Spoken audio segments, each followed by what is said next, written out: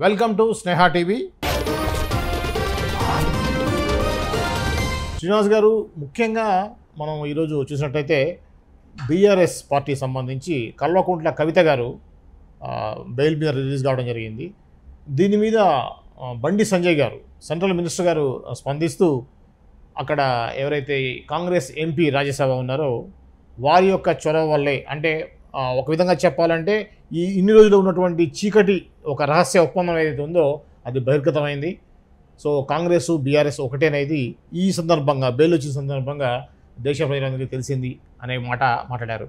దీన్ని ఒక సివియర్గానే తీసుకోవాల్సిన విషయం ఉంది. ఎంతైనా దీన్ని మీ పార్టీ తరఫున మీ స్టాండ్ ఏంటి, మీ సమాధానం ఏంటి? ఒకటి, ఎప్పుడైతే గత 4 రోజుల నుండిగా కేటీఆర్ గారు, హరీష్ రావు గారు, టీఆర్ఎస్కు సంబంధించిన నాయకులందరూ కూడా ఏదైతే బీజేపీ అగ్రనాయకులకు వంగి వంగి దండాలు పెట్టి, వంగి వంగి సలాములు పెట్టిరో, గతంలో కూడా కేంద్ర ప్రభుత్వంలో నరేంద్ర మోడీ గారికి అన్ని అంశాల మీద కేసీఆర్ గారు సహకరించారు కాబట్టి ఇవాళ రాష్ట్రంలో బీఆర్ఎస్ కు ఎక్కడ గత్యంతరం లేక రాబోయే రోజుల్లో బీజేపీని విలీనం చేయడంలో భాగంగా బెయిల్ వచ్చిందని మేమే కాదు, ఈ రాష్ట్ర ప్రజలు 4 కోట్ల మంది కూడా అనుకోవడం జరుగుతుంది. అది నిజం కూడా.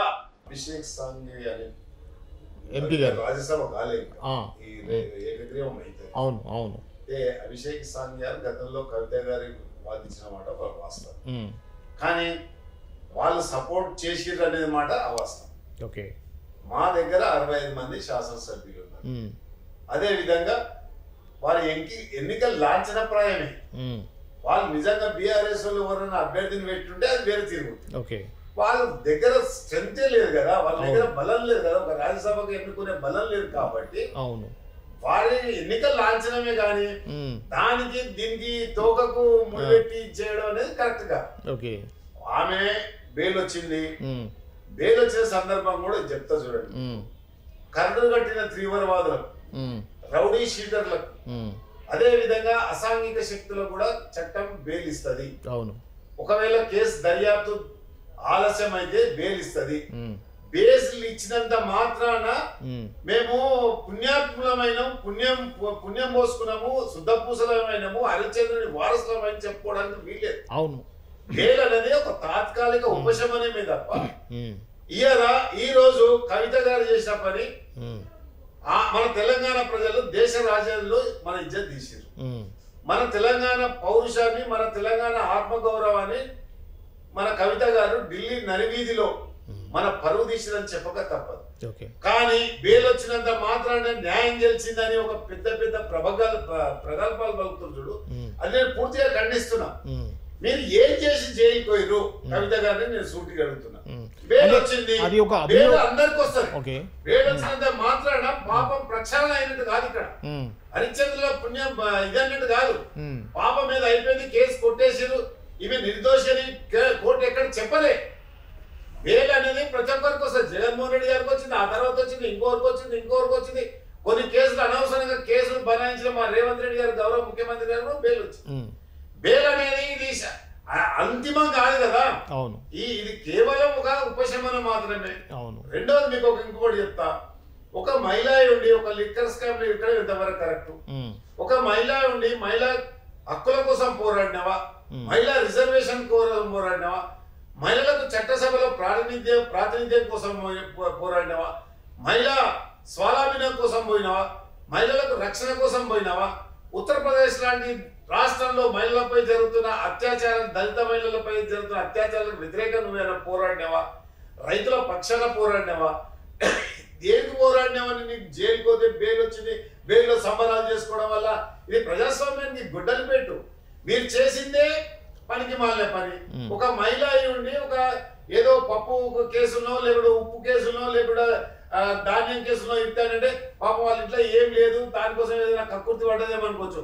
మహిళకు అత్యంత అగనెస్ట్ అయిన మద్యపానం కదా.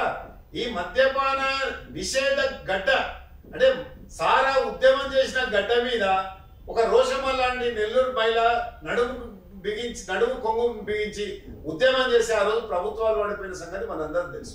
కానీ అట్లాంటి మహిళను మనము సీతా సావిత్రి అరుంధతిని పూజించే ఈ గడ్డ మీద కవిత గారు ఈ విధంగా ఈ గడ్డ చేసుకున్న పాపమా పుణ్యమా ఆ దేవుడే తెలియాలి. కాదు శ్రీనివాస్ గారు, ఇప్పుడు ఒక విషయం అండి, మీరు చెప్తున్నారు కానీ ఎక్కడ కూడా ఇది అభియోగం మాత్రమే కానీ ఎక్కడ ప్రూవ్ అవ్వలేదు, ఛార్జ్ షీట్లో కూడా ఎక్కడ కూడా ఎటువంటి సాక్ష్యాలు కూడా వీళ్ళు తీసుకోలేకపోయారు అనేది మనం దాన్ని ఏ విధంగా చూడాలి?